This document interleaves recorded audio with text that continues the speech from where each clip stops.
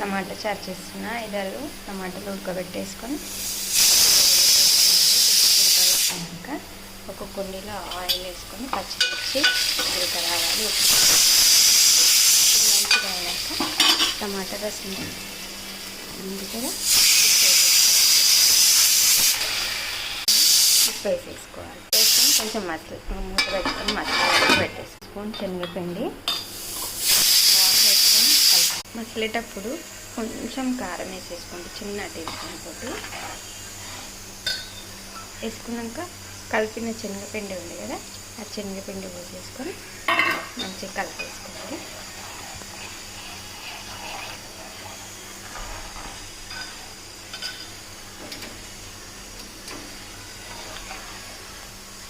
ఒక 2 మినిట్స్ అయిపోయాక